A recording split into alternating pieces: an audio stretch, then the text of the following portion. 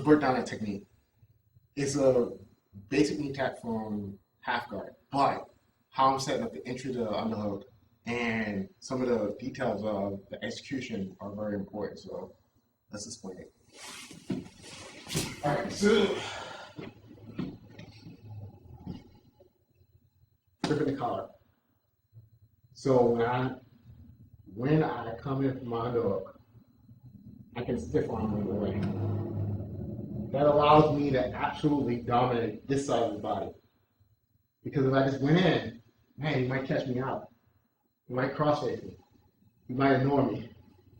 But when I'm stiff arming the way, he has to keep that base far. And I come around the back. When I come around the back, I pass the lapel, and I start torquing his like an upper body. I'm pulling my elbow back. So again, with this grip, if he tries to cross-face me, he can't. If he tries to start attacking my neck, he can't. Even if he tries to guillotine me, like my head's all out here in his face, he cannot rotate his far shoulder towards me, so he cannot attack effectively. It's very important to limit his options before I even attack. Then I'm gonna bump him forward, move like almost like face plant him. That takes his weight off his ankle. My outside hook steps over, I pull his heel, his ankle towards me, and I lift it off the deck. All right? Now, all I'm gonna do now is sit and start driving him towards his hand. That lifts that trap leg off the ground, slide out. Ideally, I would like to come to my foot, because now, in this battle from position where he's driving into me and I'm driving into him, I have the stronger position. I'm stable. My structure is strong. So if he drives into me, he tries to wizard, he tries to sit his hip up, all that crazy stuff to defend, it's hard. I'm stable. My head goes low, and I start driving. Reach. Drive.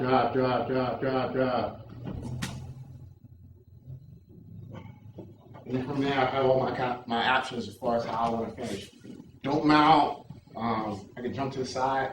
A lot of different options. So let's break it down again. Different angle. From the back. Entry.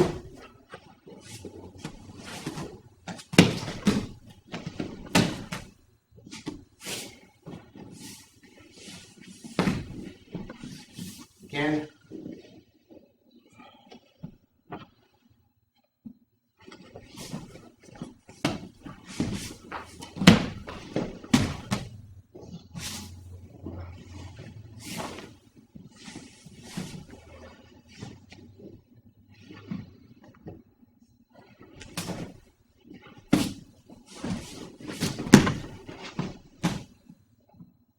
So now we're going to go deeper. Like I'm going to go over the technique again because there's some concepts I think are super valuable, like really, really valuable, right?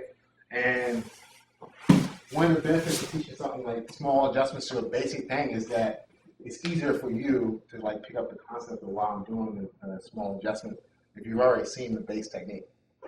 So in this case, I'm making an adjustment to the entry of the underhook for the specific reason of making sure that my entry is dominant on one side of the body and my head is close to his shoulder or his hip, depending on how deep I am. And this is what that's one of the things I talk about in my hacker course is range is one of the most important things that people neglect when it comes to playing on. So now I'm taking the effort to grab this collar.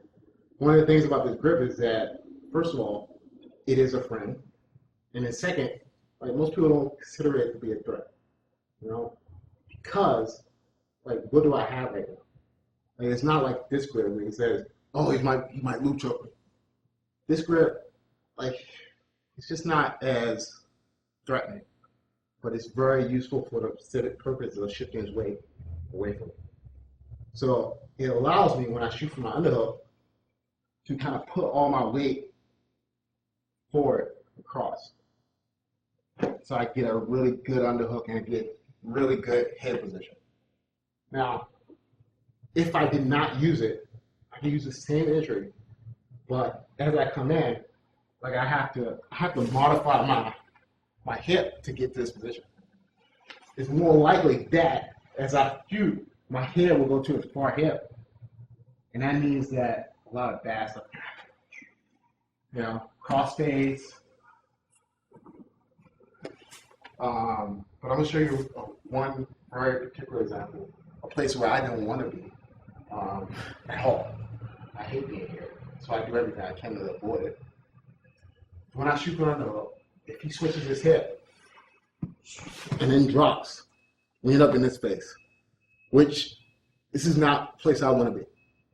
He can transition to Kimura.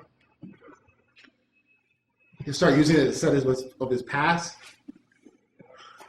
And then I have to worry about the submission as well as the fact that he has better position on me. Now, I don't have to let it happen that easily, of course, but man, why give him the opportunity? Why give him the opportunity? That's really what it's about. If I can predict what the bad things that can happen in the transition, and I can also not only predict it, but change something about my entry to make it hard for him to do that transition, why not do it? So this grip, just this grip, use it as a frame to create space and also dominate angle for my entry to the underhook. Just that. And also passing that grip to the back and then dominate his upper body, the rotational control of his upper body, man, it's so massive. Just that will improve your whole underhook game. All right? So use it. Tell me how successful it is for you, and keep getting better at jiu-jitsu.